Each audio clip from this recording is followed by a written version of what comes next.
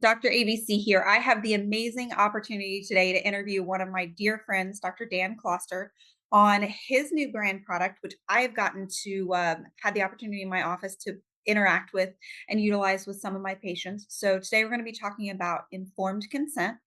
So, Dan, my first question for you: what gave you the idea to get this ball rolling? What sparked this process? Yeah. So first of all, thanks for talking to me. Yeah, I got sued on a known complication, and unfortunately, most doctors will experience a lawsuit at some point in their career. And if you never do, it's great. But if you do, it's very stressful, and you always look back on what we could do different. And what I found from that process was about half of all lawsuits are because of a bad outcome. So not because of negligence, you didn't do anything wrong, but you have a patient that had a bad outcome or a result they didn't want. And in my case, that's what happened. It was a epidural hematoma. We treated the patient appropriately. There was no residual effects. We letter the law. The patient recovered fully. Meanwhile, I got served a couple of years later with a lawsuit. And what I discovered in that whole process is the written consent has almost no value in a court of law, and that really stuns doctors. And it stunned me. Is it becomes a he said, she said. And I'll give you a silly example, but we all use the same consents whether you're doing a heart transplant or an epidural, right? You fill in the blank, Yep. and it just says, well, he didn't tell me, and we had all my nurses deposed and everything. It's like, no, I tell everybody about the risks, and they're like, well, didn't tell me. So that's the genesis of this whole thing. And I thought, it's got to be a better way. And we now developed informed consent. So they're dedicated videos for each procedure. So obviously, you and I are pain doctors, and we have the vast majority, probably 90% of the pain library built out, if not a little higher. So whether they're looking at an epidural, radio frequency, a spinal cord stimulator, we have dedicated videos that address each and every procedure. And then the beauty that you've got to see is that the patient watches this, they're being recorded watching this, and at the end, they sign the iPad. So, knock on wood, you don't have a bad outcome. But if you have a bad outcome, the patient can't come back and say, you know what, ABC never told me I could, get an infection. She never mentioned it. She never meant. Our consents are written by attorneys and then filmed by an actor, and it's a really buttoned up, nice product. So it really protects doctors. So commentary that I've gotten back from my patients, Yeah. like I said, I've been able to use this. They actually love the language that the actor utilizes. They feel like they understand it at a very baseline, which was super, super important to me. And Thank you. honestly, the fact that they can take it home and watch it, or they get to see a copy of it at home. So saves time explaining it to family members or that dreaded visit of, well, the patient's ready to move forward, but now you got to talk to everybody else about it too. I'm down in the South, the big Southern families down here. So, Yeah. got to explain it to everybody. The patients get the opportunity to go do this at home. And so that's been huge in my practice, at least. So if I have to ask, what is the biggest thing you want physicians to be able to take away from this, patients to take away from this, but also our other cohorts, our staff, and even some of our vendor partners.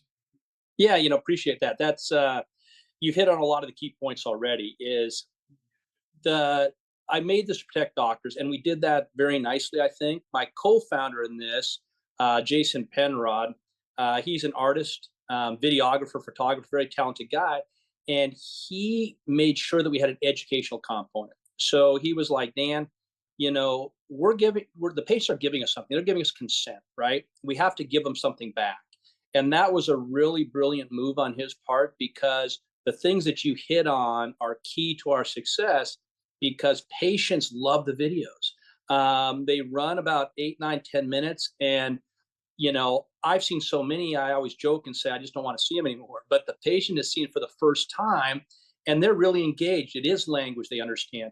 But everyone's got a doctor or a nurse in their family somewhere in the country, right? They can email this to them and they bring it home and they watch it on average 3 times. So one of the things I want to just make sure to point out is that with the patients being more educated, it really decreases anxiety for the patient, decreases their concerns, and they're more likely to proceed with the intervention.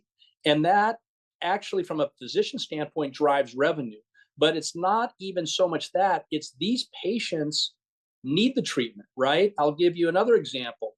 A knee replacement. I'm an anesthesiologist, we're both in the medical field. And I would think if you need a knee replacement, 100% of those people would get on the operating table. That number's about 35%. And I'm just Oh, wow. stunned with that because you just figure if you can't get up and down the stairs, you can't sleep through the night. But they don't get on the table because they're scared, they're anxious, they don't know what to expect. And our video really addresses these points, and it does the equivalent in the pain space, whether we're talking a stimulator, posterior fusion, things like that. That patients are like, oh, listen, the video did explain that. I was understanding of it, and where we have animation in the videos, and they're like, you know what, I want to proceed, and then their life is better because they've had a procedure that was warranted and medically indicated.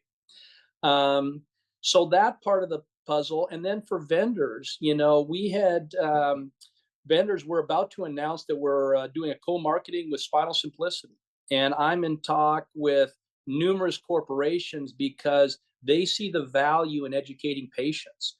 And I always joke with them and say the brochures we all give them, they end up in the garbage if it makes it home. Most of the time, it ends up in the garbage outside your office, I was gonna say on and the they way out. spend, yeah, and so these, they don't move the needle, but this video is really moving the needle, and industry has now seen that.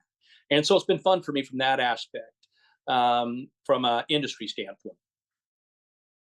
Awesome. Like I said, I've thoroughly enjoyed having the product in my office. It's been great to play Thank with. you. My patients have absolutely loved it. And I tried it both ways. I gave it actually to patients that we've already done procedures on and said, hey, would this have changed anything differently? What are your thoughts on Yep. this? You've already been through this procedure. I just wanted to kind of test it out all the way around. And everybody's loved it. So, Dan, before we finish, anything I'm missing, anything we want to get out there that we've not had the opportunity to go through? Well, I mean, the one thing you touched on that I ignored was how do the offices adapt to this? So the ancillary staff, whether it's your APPs or your clinical staff, I think anything new is intimidating. And when I brought it into my practice, listen, I have allies, right? My nurses, I love them. They love me. We've worked together for many, many years. We have very little turnover. And they're like, okay, Dr. Kloster will do this. And they were just like, another thing we have to do. My nurses fell in love with it because when anyone can enter the demographics of the patient, but once they give that video to the patient, again, they run 8 or 9 minutes. It's recording the patient. My nurses can do their paperwork. And it's actually, a lot of us have these very busy practices, and it's probably very similar. At the end of the day, all the nurses would sit around the conference table and have a stack of charts, and they're all swapping back and forth trying to get the paperwork done so they can all go home. And now they can get all their paperwork done while the patient is watching the video. So it's been a fun transition because anything new, I get it. It's like, oh, man, something new to do. But it has been so easy to implement. And obviously, you're using it. I think, again, what I said is new is kind of intimidating, scary. But once you get it in the workflow, it actually helps workflow because patients aren't asking as many questions. Yep. They're educated. So this does not take the place of an informed consent conversation with your patient.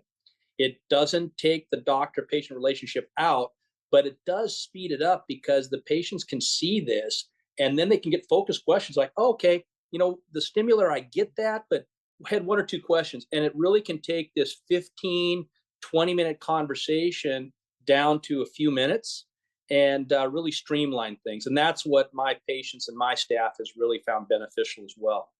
Yeah, same. It's cut down on our questions. It's cut down on the repetitive questions. How about that? Yep. The same Yep. questions we always get every single time. It's cut down on those, and we're getting a lot more educated, thoughtful, thought-provoking questions, which I am always for. Um, so like I said, I've loved it. Appreciate. All right. Thanks for your support and thanks for the time. Hey, no, thank you.